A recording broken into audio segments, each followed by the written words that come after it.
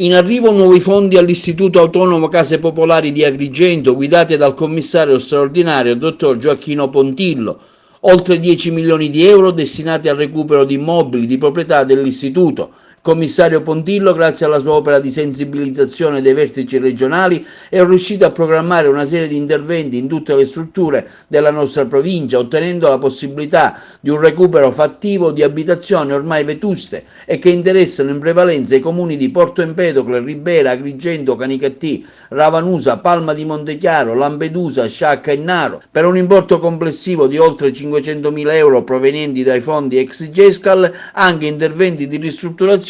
che interessano i comuni di Porto Empedocle, Castrofilippo e Cammarata. Da diversi anni che lo IACP non godeva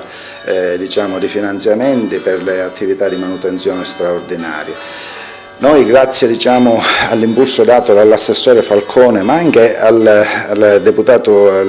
dato al deputato regionale della provincia di Agrigento Riccardo Gallo, di recente abbiamo avuto un incontro dove è stato chiesto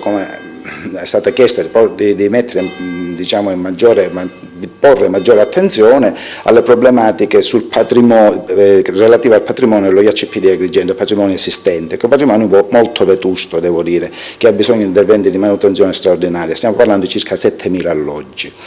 Abbiamo avuto circa 10 milioni di finanziamenti che riguarderanno i comuni di Lampedusa già in gara, i comuni di Sciacca, Canicattì,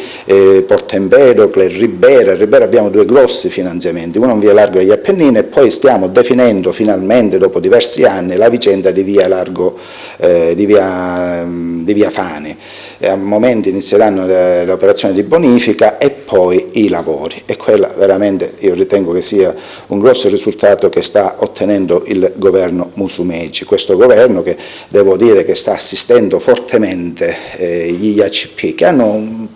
una grossa rilevanza sociale, sono degli istituti che svolgono un ruolo di grande importanza sociale. Noi dobbiamo ragionare con i comuni in un'ottica un po' diversa, dobbiamo parlare di housing sociale, dobbiamo capire realmente qual è il fabbisogno abitativo della provincia di Agrigento. Fabbisogno inteso nel senso di recuperare l'esistente, quindi recuperare, tenere in buono stato di manutenzione il patrimonio esistente, ma nello stesso tempo anche verificare se ci sono esigenze e richieste di nuovi alloggi. Stiamo monitorando con i sindaci, io stamattina ho avuto un incontro col sindaco di Grotte, ho sentito il sindaco di Lampedusa, stiamo cercando di fare un'attività di manutenzione, il sindaco onorevole Ruvolo di Montevago, per capire appunto lo stato delle cose. Stiamo lavorando, stiamo cercando di lavorare, ripeto, abbiamo l'aiuto, il sostegno forte dell'assessore Falcone, che è molto operativo, ha un ottimo staff, del direttore Bellomo, del direttore Lizio, e il governo Musumeci, devo dire che da questo punto di vista è molto operativo, e io, pur avendo una funzione commissariale e tecnica, posso sicuramente affermare che si stanno occupando con molta intensità di questa problematica, e anche la provincia di Agrigento è molto attenzionata per capire esattamente come stanno le cose. Il bisogno abitativo deve essere garantito ai cittadini, deve essere garantito ai meno abbienti, stiamo lavorando su questo.